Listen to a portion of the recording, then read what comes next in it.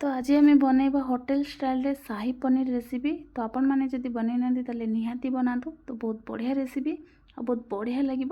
देखो ये आम स्टार्ट करनवा शाही पनीर रेसिपी। ता फास्ट आम गोटे कड़ाई रे गोटे चामच तेल ये पकई नहीं। तो तापर दुईटा बड़ साइज रे पियाज मुझे पकई नौ आ बड़ साइज रे 4टा टमाटो ये 10 ରୁ 15टा काजू आउ 10टा आलमंड आउ ये 10 ରୁ 15 पाखुड़ा रसुण आउ 2टा सुखिला लंका सबू पकई नौ। तो तापर ये अधा चामच लुण पकई नौ तापर भलसे ताको मिक्स कर नौ जो आमर जल्दी भाजी और सीझी। तापर देखो ये सबको भलसे गोले सारा पर मुझे कवर कर नौ जो भलसे सीझी। तापर ये कवर काढ़ी तो आउ थे मुझे मिक्स कर नौ। तो तापर ये आम 5 मिनट ये कवर करनवा जल्दी सीझी और भाजी हो। तापर देखो फाइनाली आमर मसलाटा बढ़िया से सीझी जाइए और भाजी जाइए। एक मुझे गोटे प्लेट को बाहर कर नौ जो ठंडा हो सारापर आम ये ग्राइंड करनवा। तापर देखो ये आम पनीर के पूरा क्यूब साइज रे काटी नहीं जो शाही पनीर ये आपण मैंने काटी ने। तापर मुझे गरम पानी पकई नहीं तो आपण मैंने एमती काटिकी गरम पानी पकई ने जो पनीरटा आमर सफ्ट हो बढ़िया लगे खाइबा। तापर देखो ये मसलाटा आमर बढ़िया से ठंडा हो जाइए आम ये ग्राइंडिंग करनवा।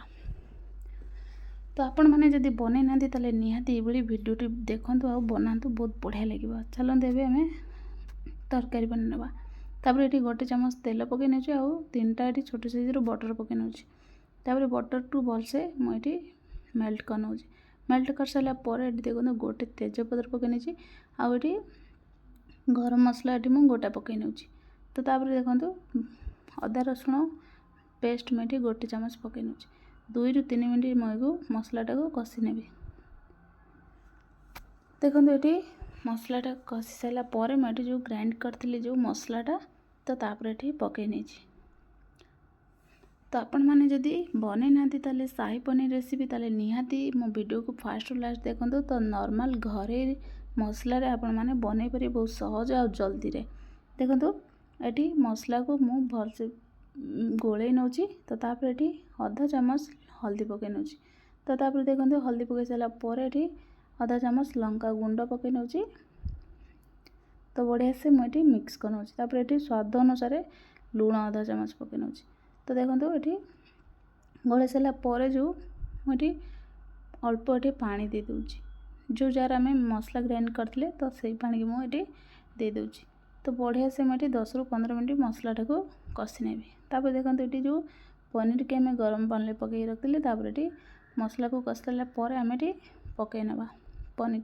तो आपण मैंने निहाती पनीर की गरम पानी पकातु तो बहुत बढ़िया सफ्ट हो खाया को बहुत बढ़िया लगे।